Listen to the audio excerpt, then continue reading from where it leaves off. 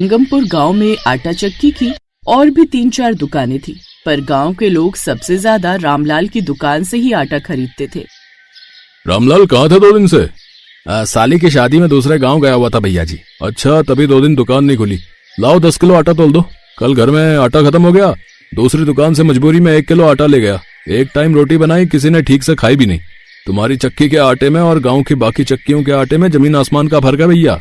भैया जी, अब आपको खुद ही फर्क पता चल गया होगा महंगे और सस्ते आटे की रोटियों में। आप कहते हो ना मेरी दुकान का आटा बाकी दुकानों से महंगा क्यों है, बस यही वजह है। मुझे एक दिन ग्राहक नहीं बुलाना। मैं ईमानदारी से काम करता हूँ ताकि मेरे ग्राहक मुझे छोड़कर कहीं ना जाए। मैं भी अपने ग्राहकों की पसंद नापसंद और सेहत का पूरा ख्याल रखता हूँ। भैया जी, भले ही महंगा आटा बेचता हूँ पर नंबर 1 गेहूं इस्तेमाल करता हूँ। ग्राहकों को रामलाल की दुकान के आटे की ही आदत थी। रामलाल के बंधे हुए ग्राहक हर महीने 20-20 किलो आटा खरीदने आते ही थे। रामलाल भी बढ़िया गेहूं के आटे को बेचकर अच्छे पैसे कमा लेता था। रामलाल की शादी को अभी 2 साल ही हुए थे। माँ शांति और पत्नी उर्मिला के साथ वो खुशी खुशी जीवन व्यतीत कर रहा था। अरे बेटा, आज आने में बहुत देर कर दी।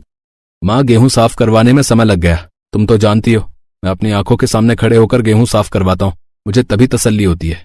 तुम भी अजीब हो। अरे नौकर किस लिए रखे हुए हैं, अपने आप उन्हें साफ करने दिया करो, तुम क्यों खड़े रहते हो?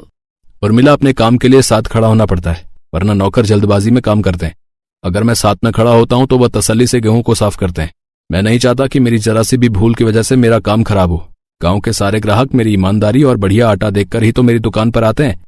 बिल्कुल सही कहा राम बेटा, ईमानदारी से किया गया काम हमेशा सफलता दिलाता है, और यदि किसी भी काम में बेईमानी आ जाए तो फिर उस काम को बर्बाद ही समझो। मेरा बेटा ईमानदारी से काम करता आया है और हमेशा ईमानदारी से ही काम करेगा, और ईश्वर उसे आगे भी ऐसे ही सफलता देंगे। रामलाल और उसकी माँ ईमानदारी पर बहुत विश्वास करते थे।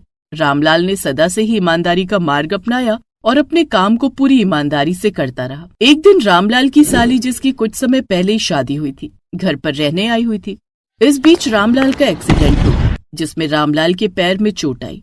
रामलाल चल नहीं सकता था, पर दुकान पर बैठना बहुत जरूरी था।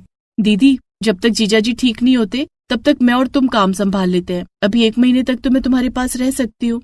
हाँ, ये ठीक रहेगा। सुनो, मैं और कमला कल से ही आटे का सारा काम संभाल लेते हैं। कर पाओगी तुम दोनों, क्योंकि बहुत समझदारी से सारा काम करना होता है। पुराने ग्राहक बंधे हुए हैं, उन्हें कोई शिकायत नहीं होनी चाहिए। तुम चिंता मत करो, सब हो जाएगा। अरे रामलाल, कैसी तबीयत है भैया? अरे अभी तो डॉक्टर ने आराम करने के लिए बोला है भैया। पैर की हड्डी में फ्रैक्चर है, समय लगेगा।